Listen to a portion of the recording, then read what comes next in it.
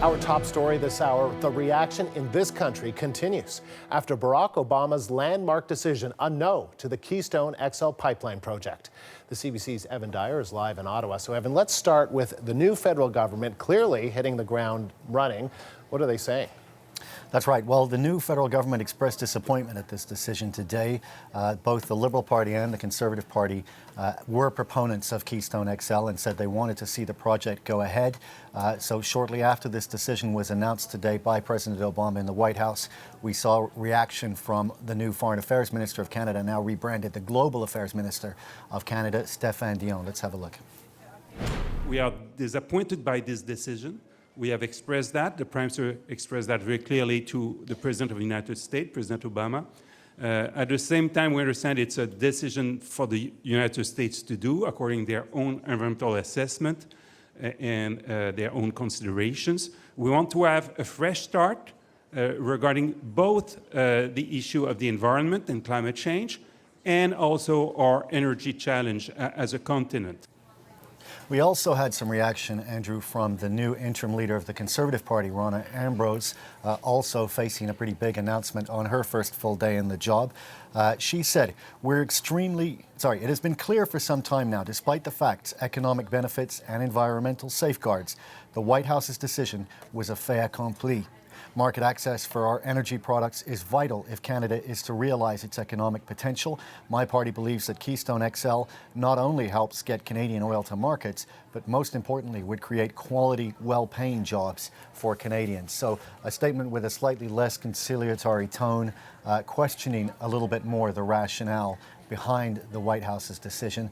What has now become the third party in Parliament, the NDP, took a different tack. Peter Julian, their critic for natural resources and energy, welcomed President Barack Obama's decision. The NDP had always been against the Keystone XL pipeline. Rather than saying that it would create jobs in Canada, they've always said it would export jobs from Canada to the United States. And so they were the only big federal party today to welcome this move. And obviously this is a particularly big blow to the Alberta oil industry. What's the reaction there? That's right. We're seeing some reaction from Alberta and from Saskatchewan, both premiers talking. We also saw something recently from the mayor of Calgary. You know, one of the things that came up today in this rejection, it was almost perhaps a double whammy. Not only the rejection of the pipeline itself with the economic benefits it would have brought for Alberta, but also the rationale behind it. We saw John Kerry talk about Alberta oil as a particularly dirty source of fuel. White House spokesman Josh Earnest called it the dirtiest. And so that, of course, is not very helpful to the branding of Alberta's main product. And Alberta's Premier Rachel Notley reacted to that today. Let's have a look. It was not necessary to be quite so critical in the way they described our energy product, but it also underlines the fact that we need to do a better job in terms of the work we do here in Alberta on climate change and the work that we do with industry to bring the greenhouse gas emissions into a more reasonable level. So some recognition from Alberta that climate change is going to be a factor in any big energy project like this, whether or not it goes ahead. That's the world that we live in now, of course, and some recognition that perhaps until that image of Alberta improves, it may be difficult to sell projects of this kind. Saskatchewan took a bit of a harder line.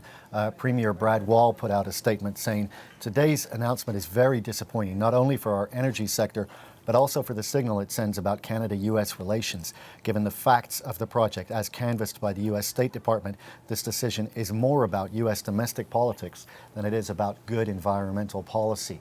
And he went on to say that the oil from Canada and from the oil sands is going to go to U.S. refineries anyway, but rather than go through pipelines, it will go through road, trucks and rail cars and leave a bigger carbon footprint than it would have if it had gone through this pipeline.